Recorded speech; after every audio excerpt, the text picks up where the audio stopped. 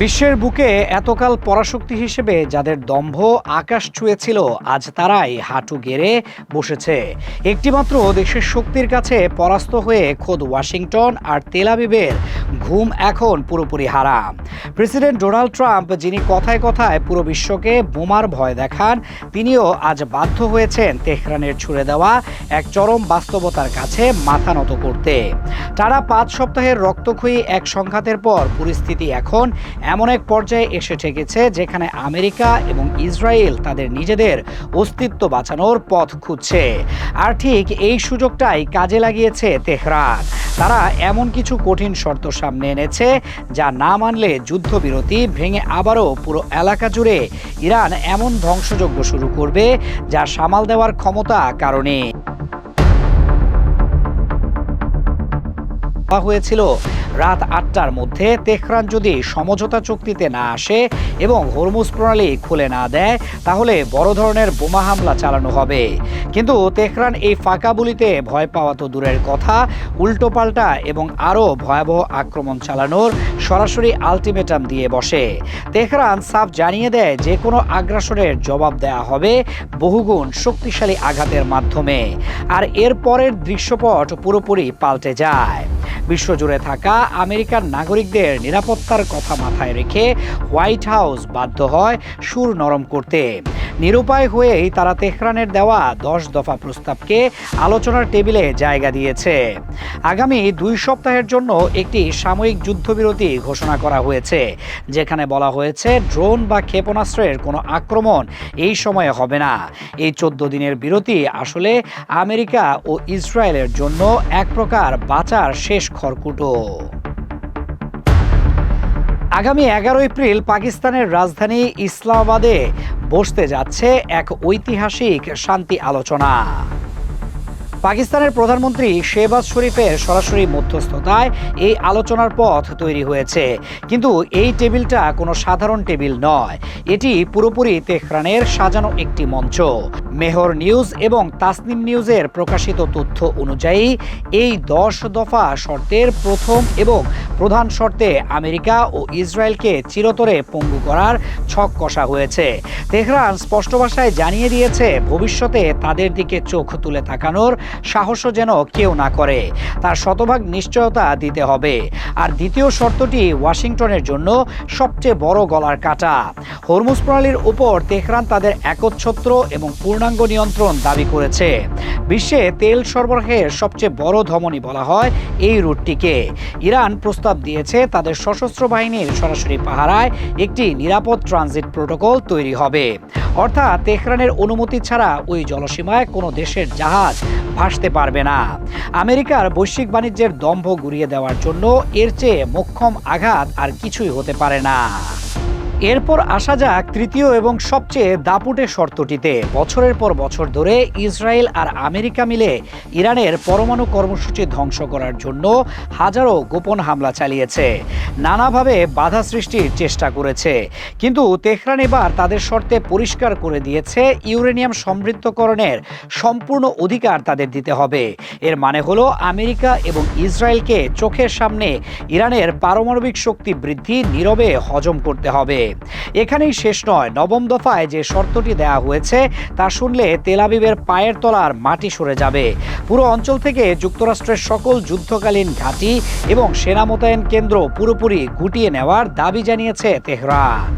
Israel এতকাল আমেরিকার সামরিক ছাতার নিচে বসেই চারপাশের দেশগুলোতে হামলা চালিয়ে এসেছে। এখন আমেরিকা যদি তাদের সেনাবাহিনী গুটিয়ে নেয়, তবে ইসরায়েল আক্ষরিক অর্থেই একটি অরক্ষিত এবং খোলা নিশানায় পরিণত হবে। অর্থনৈতিক প্রতিশোধের জায়গাটিও তেহরান একদম নিখুঁতভাবে সাজিয়েছে। চতুর্থ এবং পঞ্চম দফায় তেহরান দাবি করেছে তাদের উপর চাপিয়ে দেওয়া মার্কিন যুক্তরাষ্ট্রের সকল প্রাথমিক ও দ্বিতীয় স্তরের নিষেধাজ্ঞা কোনো শর্ত ছাড়াই অবিলম্বে তুলে নিতে হবে। দ্বিতীয় স্তরের নিষেধাজ্ঞা বাতিল হওয়ার অর্থ হলো এখন থেকে পৃথিবীর যে কোনো দেশ বিনা বাধায় ইরানের সাথে তেল থেকে শুরু করে যে কোনো ব্যবসা করতে পারবে। আমেরিকার খবরদারি আর এক মুহূর্তের জন্য টিকবে না। একই সাথে পৃথিবীর বিভিন্ন দেশের ব্যাংকে আটকে থাকা ইরানের কোটি কোটি ডলারের সম্পদ অবিলম্বে ফেরত দিতে হবে। এখানেই তারা থামেনি। অষ্টম দফায় সরাসরি যুদ্ধের ক্ষতিপূরণ দাবি করা হয়েছে। বিগত বছরগুলোতে আমেরিকা এবং ইসরায়েল মিলে ইরানের ওপর যে সামরিক ও অর্থনৈতিক ক্ষয়ক্ষতি চাপিয়ে দিয়েছে তার প্রতিটি কানাকড়ির হিসাব তেহরান এখন কড়ায় গণ্ডায় আদায় করতে চাইছে। আন্তর্জাতিক কূটনীতির মঞ্চেও আমেরিকা চরমভাবে ধরাশায়ী হয়েছে। ষষ্ঠ এবং সপ্তম শর্তে তেহরান দাবি জানিয়েছে জাতিসংঘ নিরাপত্তা পরিষদ এবং আন্তর্জাতিক পরমাণু শক্তি সংস্থা বা IAEA থেকে ইরান বিরোধী যতগুলো নেতিবাচক প্রস্তাবনা রয়েছে তার সবগুলো বাতিল করতে হবে। তেহরান খুব ভালো করেই জানে আমেরিকার ক্ষমতার পট পরিবর্তনের চরিত্র, তাই তারা দশম শর্তে আরও একটি বিষয় নিশ্চিত করেছে। ইসলামাবাদে যে সমঝোতা হবে সেটিকে জাতিসংঘের নিরাপত্তা পরিষদে একটি বাধ্যতামূলক রেজুলেশন হিসেবে পাশ করাতে হবে, যাতে ভবিষ্যতে নতুন কোনো মার্কিন সরকার এসে এই চুক্তি থেকে একতরফাভাবে বেরিয়ে যাওয়ার সুযোগ না পায়। এর পাশাপাশি লেবাননের হিজবুল্লাহ, ফিলিস্তিনের হামাস এবং ইয়েমেনের হুতিদের ওপর চলমান সকল ইসরায়েলি ও মার্কিন হামলার চূড়ান্ত অবসান ঘটাতে হবে। অর্থাৎ ইরান কেবল নিজেদের নয়, তাদের মিত্র সকল গোষ্ঠীকেও একটি নিরাপদ এবং শক্তিশালী অবস্থানে নিয়ে এসেছে। এই কঠিন শর্তগুলোর সামনে দাঁড়িয়ে ডোনাল্ড ট্রাম্প প্রশাসন এক প্রকার বাকরুদ্ধ। ট্রাম্প বাধ্য হয়ে বলছেন এই প্রস্তাবটি ভবিষ্যতের একটি শান্তি চুক্তির ভিত্তি হতে পারে, কিন্তু হোয়াইট হাউস এখনও এই চুক্তির বিস্তারিত প্রকাশ করার সাহস পায়নি।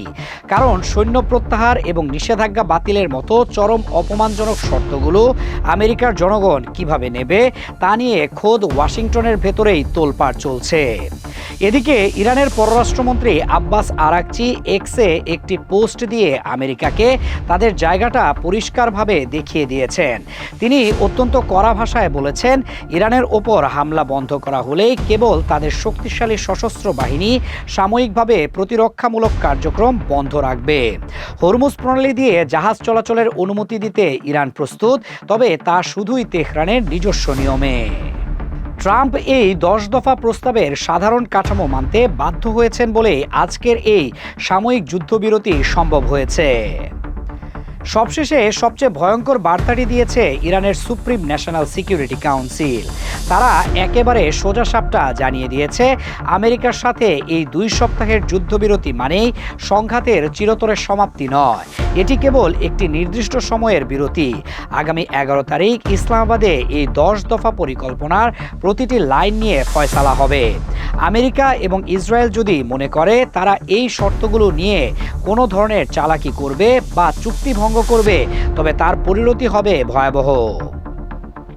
তেহরান তার পুরো সামরিক শক্তি নিয়ে এমন এক সর্বগ্রাসী আক্রমণ চালাবে যা সামাল দেওয়ার ক্ষমতা বিশ্বের কোনো পরাশক্তির নেই। ওয়াশিংটন এবং তেল আবিব এখন এক খাদের কিনারায় দাঁড়িয়ে আছে। তেহরানের দেওয়া এই শর্তগুলো অক্ষরে অক্ষরে পালন করা ছাড়া তাদের সামনে বাঁচার আর কোনো দ্বিতীয় রাস্তা খোলা নেই। একটু এদিক সেদিক হলেই পুরো এলাকা জুড়ে এমন এক ধ্বংসযজ্ঞ নামবে যা হয়তো তাদের ধারণাও পুরোপুরি বাইরে।